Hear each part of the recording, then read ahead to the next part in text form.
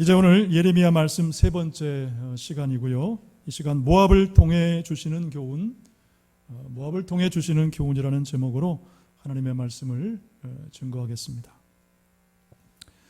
성경에 기록된 이 모압의 시작은 여러분 아시는 것처럼 아브라함의 조카인 롯과 그의 맏딸입니다. 창세기 19장에 보면 이제 소돔과 고모라가 하나님의 심판을 받아 멸망하게 될 때 그때 살아남은 이 롯의 두 딸이 롯을 통하여 아들을 낳게 되는데 첫째가 모압이고 둘째가 암몬이죠. 그러나 모압은 그 뿌리가 이스라엘 민족에 있었음에도 불구하고 이스라엘 백성들처럼 하나님의 선민으로 살지 않고 오히려 이방인으로 살았다는 사실입니다. 지도를 좀 보여주시겠습니까? 자, 지도가 좀 크지 않는데 여러분 지도에서 보시는 것처럼 보라색으로 이렇게 동그라미 쳐 있는 부분이 있죠. 거기가 모압입니다. 그리고 강 건너 사해 건너편에 있는 북쪽에 이스라엘이 있는데 이 모압이 이스라엘 이 근처에 살면서 때로는 이스라엘을 괴롭히기도 하고 또 때로는 이스라엘에게 올무 같기도 하고 또 가시 같은 사람들이 바로 이 모압 사람들이었습니다. 그러니까 민수기 21장과 22장 말씀에 보면 모세가 이제 이스라엘 백성들을 이끌고 가나안으로 이동을 합니다. 그리고 그 여정 중에 요단강을 건너서 이제 모압 땅을 지나가야 되는데 그때 모세가 사신을 보내서 지나가게 해달라고 정중하게 요청을 했습니다. 지나가게 해달라. 그러나 모압은 거절했고 모세와 이스라엘은 이제 모압과 전쟁이냐 아니면 화친이냐 평화냐 이 둘 중에 하나를 선택해야만 했어요. 자, 그때 결론은 뭐냐면 북쪽인 암몬 지역으로 우회하여 갔다라는 것입니다. 뭐 전쟁하기를 원치 않은 그런 뜻도 있겠지만 더 근본적인 이유는 뭐냐면 당시에 이 모압이 그만큼 강성했기 때문에. 여러분 이 모압은 큰 대국은 아니었지만은 기록을 보면 오랫동안 경제적으로 굉장히 번영한 민족이었다라고 알려져 있습니다. 여러분 오늘 본문인 이 예레미야 48장만 보더라도 알 수 있는 것이 이 48장에 보면 모압의 수많은 성읍들의 이름이 쭉 나오죠. 여러분 성읍이 많다라는 것은 무엇을 의미합니까? 그만큼 당시에 모압이 번성했다, 강성했다라는 것을 의미하는 것입니다. 본문 다음 부분인 31절에 보면 길헤레스라는 지명이 나오는데 여러분 이 길헤레스라는 이름의 뜻이 뭐냐면 새 도시예요.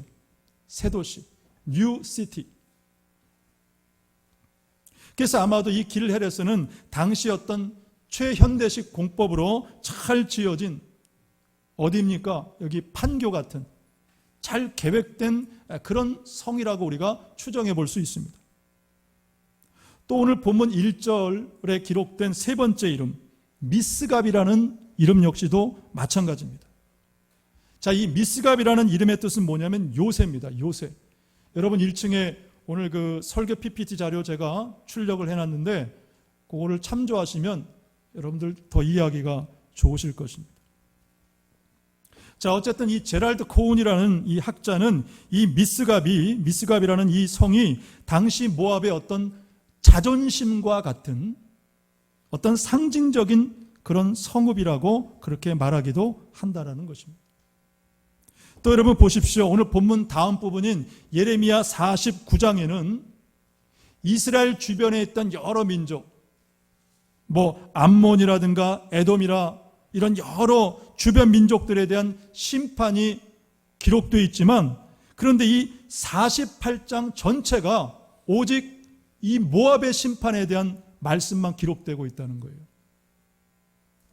그만큼 하나님께서 이 모압을 통해서 오늘 우리에게 주시는 교훈이 분명하고 확실하다. 자, 그렇다면 하나님께서 이 모압을 통해 오늘 우리에게 주시는 영적인 교훈은 무엇인가? 첫째는 잠시뿐인 세상보다 영원하신 하나님을 더 가까이 하라는 것입니다. 잠시뿐인 세상보다 영원하신 하나님을 더 가까이 하라.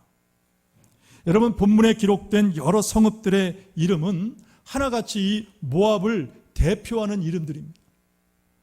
느보, 기랴다임, 헤스본, 또 만멘 다 마찬가지예요. 특별히 여러분, 이 만멘이라는 이름에 대해서 브라이트라는 학자는 모압의 북부 도시인 디본이라고 주장을 해요.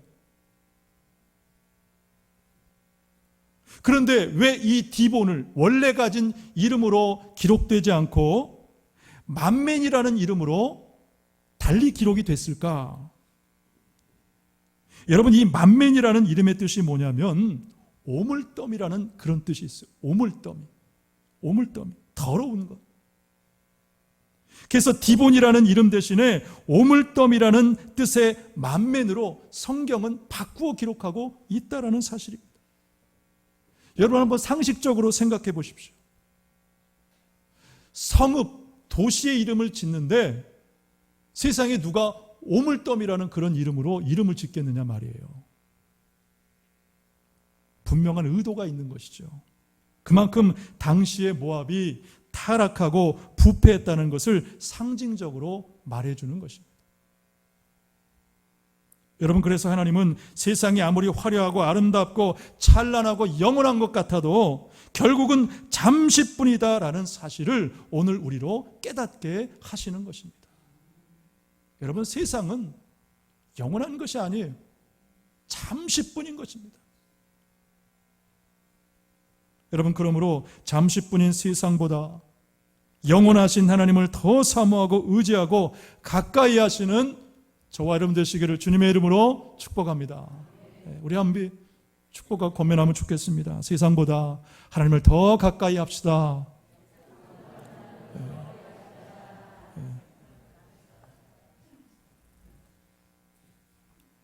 여러분, 이 모압의 이 패망의 역사는 오늘 우리에게 분명히 주는 교훈들이 있습니다. 왜냐하면 여러분, 역사라는 것은 늘 반복되기 때문에. 여러분, 성경만 잘 알아도 오늘 우리가 이 시대를 분별할 수 있다는 것입니다. 자, 일례로 우리가 공산주의라는 것을 한번 좀 생각을 해보면 좋겠습니다. 여러분이 이 공산주의라는 이 말이 영어로 보면 커뮤니즘이에요. 커뮤니즘. 그래서 미국에서도 그 시민권 시험을 볼 때 그 시민권 예상 문제가 100문제거든요.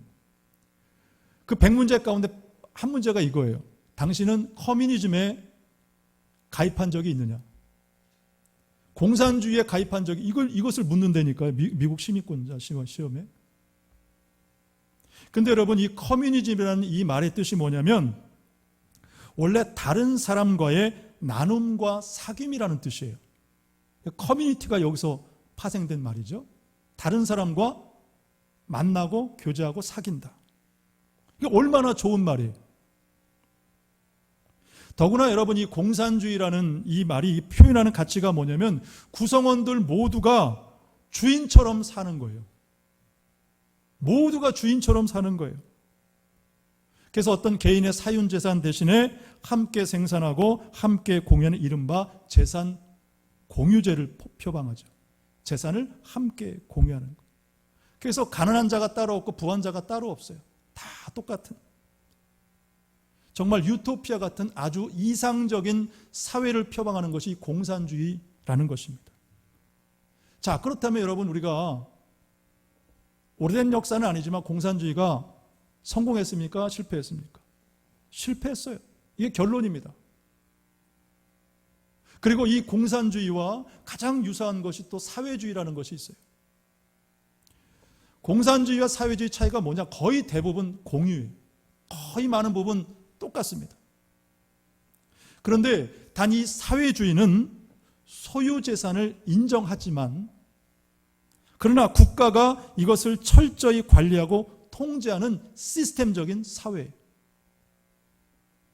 그만큼 개인의 자유가 구속이 되는 거죠. 자, 더 중요한 것은 뭐냐면, 여러분, 이런 이념주의 사회는 창조주 하나님을 인정하지 않는다는 사실이에요. 겉으로는 인정합니다. 종교의 자유, 신앙의 자유 인정해요.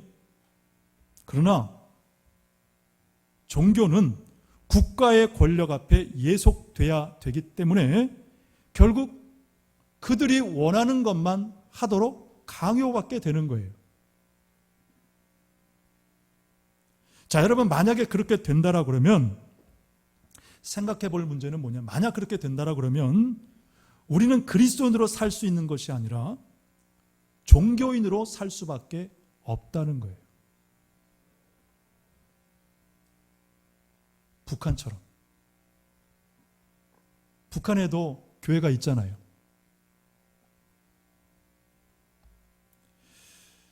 자, 여러분, 그래서 우리 그리스도인들은 무엇을 꼭 가져야 되냐면 기독교적인 세계관을 갖고 있어야 됩니다. 기독교적 세계관. 자, 세계관이라는 이 말의 뜻이 무엇이냐면 세상을 바라보고 이해하는 눈입니다. 혹은 관점. 세상을 바라보는, 이해하는 눈 혹은 관점. 아주 쉽게 생각하면 이것입니다. 여러분, 선글라스를, 어떤 색의 선글라스를 끼고 세상을 바라보느냐에 따라 세상의 색깔이 다 다르겠죠? 같은 의미로 여러분, 우리가 성경적인 시각을 가지고 세상을 바라보는 것과 그렇지 않은 것은 전혀 다른 거예요. 그러므로 오늘 우리는 반드시 이 기독교적인 세계관, 성경적인 세계관을 가지고 살아가야 하는 것입니다. 자, 하나님이 말씀하시는 세계는 어떤 것이냐? 여러분, 우리가 살고 있는 지금 이 시대는 참으로 복잡한 사회입니다. 점점 더 복잡해 가고 있어요. 물질 만능주의부터 종교다원주의, 모든 종교를 인정하는 것. 더 심각한 것은 내가 좋으면 다 되는 거예요. 내가 좋으면 다 되는 사회. 내 중심적인 사회. 신앙도 마찬가지입니다. 신앙의 중심이 하나님이 아니라 신앙의 중심이 나예요. 내가 좋으면 하고 내가 싫어하면 안 해요. 우리가 포스트 모던 사회를 많이 하는데 포스트 모던 사회의 가장 큰 핵심이 뭐냐면 개인주의입니다. 개인주의. 그런데 여러분, 이 코로나19 때문에 지금 더 빨리 급속하게 지금 그런 사회가 되어가고 있습니다. 우리가 한 4, 5년 전에 저는 일본 가서 그때 처음 느꼈는데, 일본 가니까 그 식당에 한 사람당 앉아있는 그 칸막이가 있잖아요. 저는 일본 가서 그런 식당을 처음 봤거든요. 근데 어느 순간에 그것이 우리의 현실이 되고 말았어요. 너무 지금 급격하게 이 사회가 변화가 되고 있고, 자, 그런 가운데 교회 본질을 지켜야 되는 이 일이 너무너무 힘들고 너무너무 어려운 것이죠. 자, 그렇다면 여러분, 우리가 어떻게 이런 기독교적인 세계관을 가지고 정말 이 세상 가운데 하나님의 백성으로 살아갈 수가 있을까? 아무리 생각해봐도 답은 하나밖에 없어요. 답은 하나님의 말씀밖에 없더라고요. 하나님 말씀밖에 없더라고요. 여러분, 그러므로 하나님의 말씀을 더 사모하시고 하나님의 말씀을 더 붙드시는 저와 여러분 되시기를 주님의 이름으로 축복합니다. 네. 김남주 목사님이 쓰신 바꾸시는 하나님이라는 그 책이 있는데, 바꾸시는 하나님, 이런 이야기가 있습니다. 어떤 아들이 이제 잘못을 하고 아버지에게 이제 혼이 났어요. 얼마나 심하게 그 아들을 혼을 냈던지 곁에 있던 어머니가 말리며 이렇게 말하더라는 거예요. 아니, 당신은 아들을 사랑해서 혼내는 거예요? 아니면 미워서 혼을 내는 거예요? 막 따지듯이 그렇게 물었어요. 그 말을 들은 아들이 속으로 이런 생각을 했습니다. 역시 엄마밖에 없어. 엄마만 내 마음 알아. 아들이 속으로 그런 거예요. 나를 혼내는 아버지는 나를 몰라주고 나를 위로해주는 엄마만 내 편이야. 그리고 그날 저녁에 아들이 이제 화장실을 가는 중에 엄마 아빠가 대화하는 것을 듣게 됐어요. 아버지가 낮은 목소리로 엄마에게 이렇게 말했습니다. 여보, 어느 부모가 자식을 사랑하지 않겠소? 다만 자식은 속으로 사랑하는 것이지 겉으로 사랑한다 사랑한다, 나는 그것이 사랑이라고 보지 않소. 그러더라는 거예요. 사랑은 뭐냐? 마음으로 하는 거예요. 마음으로. 그 말을 들은 아들이 그때서야 그 아버지의 마음을 알게 됐습니다.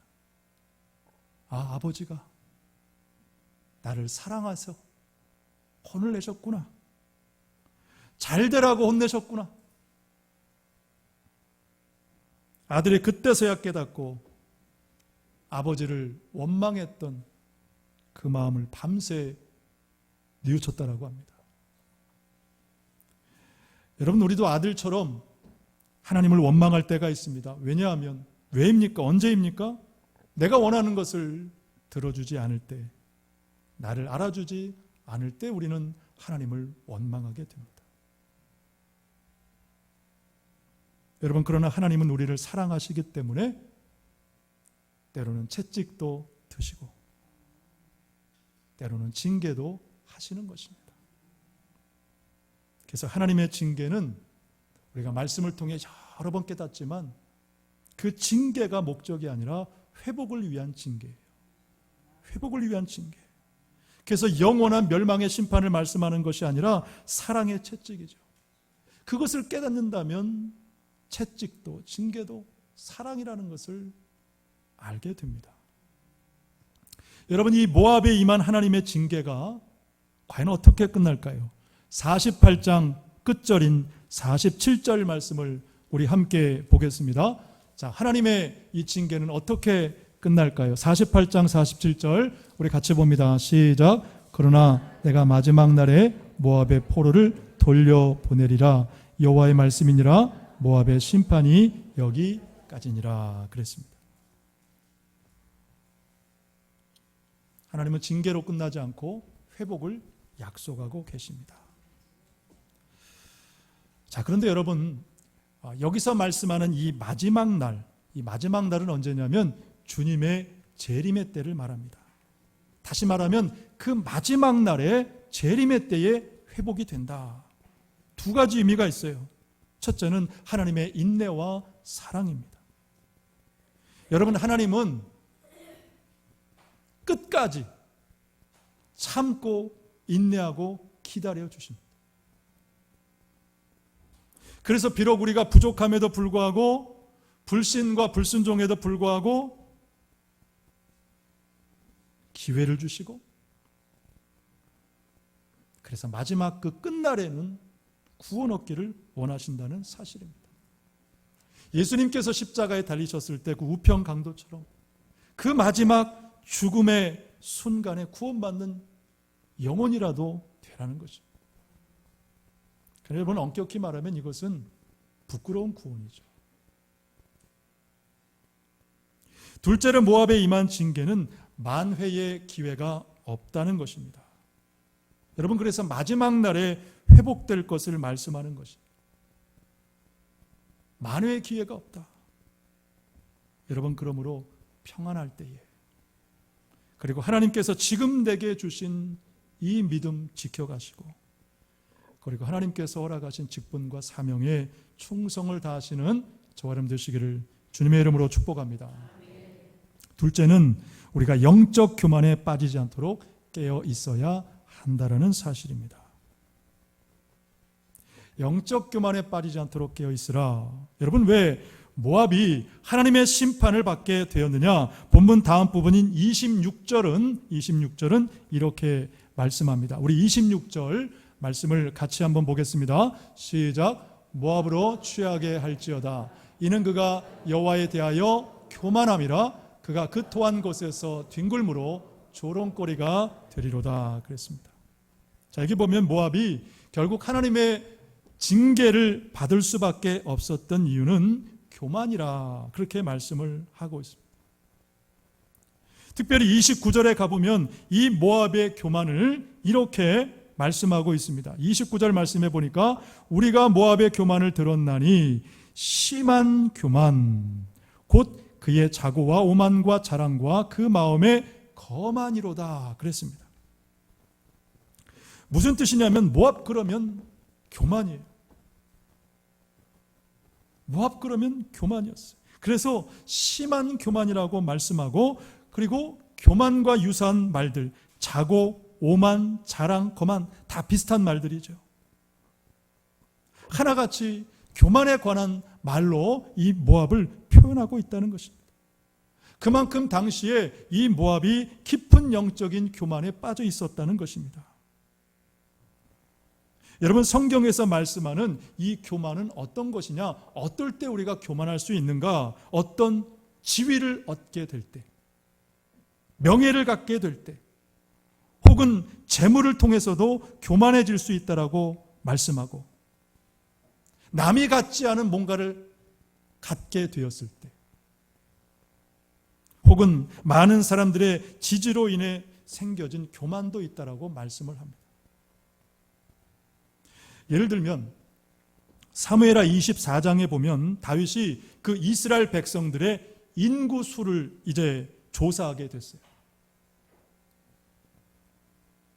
자, 여러분, 왕인 다윗이 왜 이스라엘 백성들의 인구 수를 조사하려고 했을까? 이유가 뭘까요? 어떤 자기가 가진 세, 힘, 권력, 능력, 그런 것들을 과시하고 싶었다는 거예요. 내가 이렇다. 내 힘이 이렇다. 그래서 여러분, 우리는 뭔가를 자꾸 가지면 교만의 유혹을 받게 됩니다.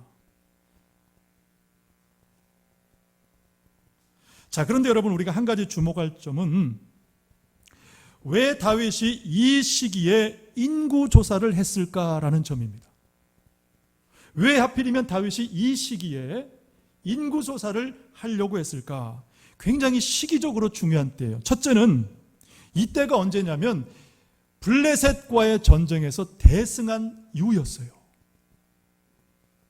자, 전쟁에서 큰 승리를 하게 됐습니다. 그러면 다윗의 마음에 어떤 마음이 생길까요? 어떤 마음이 생기죠? 과도한 자기 확신, 자기 도취. 아, 하나님이 나와 함께 하신다. 내가 싸우는 싸움은 다 이긴다.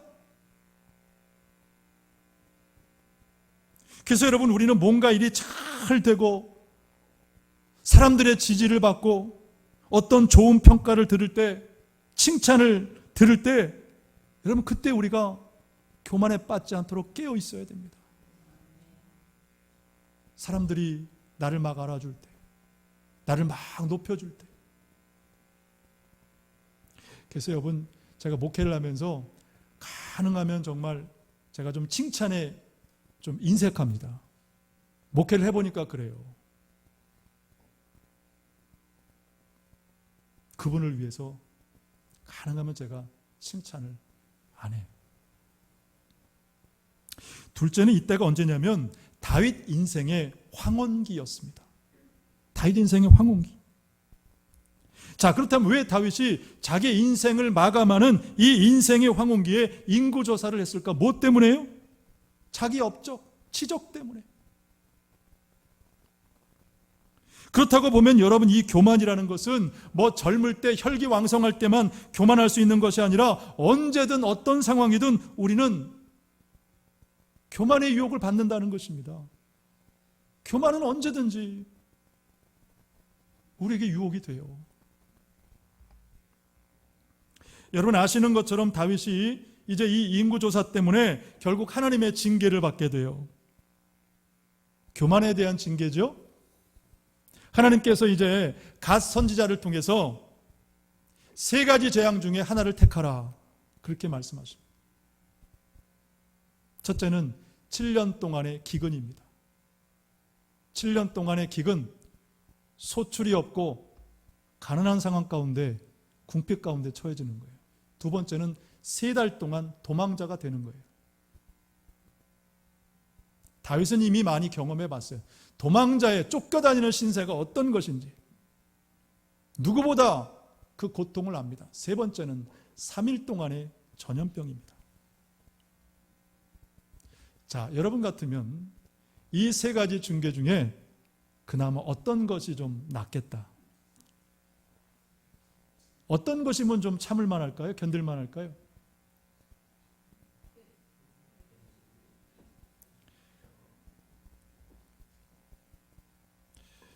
굉장히 고민되는 문제죠. 다윗 역시도 고민했어요. 성경에 보니까 다윗이 고통 중에 있다.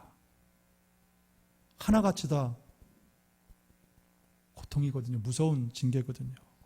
그러다가 결국 다윗이 이런 말을 합니다. 우리가 여호와의 손에 빠지고 사람의 손에 빠지지 않기를 원합니다. 아멘 하시네요. 이 말의 의미가 무엇인지 아시고 아멘 하시나요? 우리가 여호와의 손에 빠지고 사람의 손에 빠지지 않기를 원합니다. 고민 중에 고통 중에 이렇게 답변한 거예요. 무슨 뜻이냐면 어떤 징계를 받겠다는 것입니까? 여호와의 손에 빠지겠다는 것은 세 번째, 3일 동안 전염병, 그것을 선택한 거예요. 하나님께서 즉시로 이스라엘 전역에 사흘 동안의 전염병을 내리시는데 3일 동안에 7만 명이 죽었습니다. 내가 비록 죽은 것은 아니지만 왕이잖아요, 다윗은. 여러분, 그 고통이 얼마나 컸겠습니까?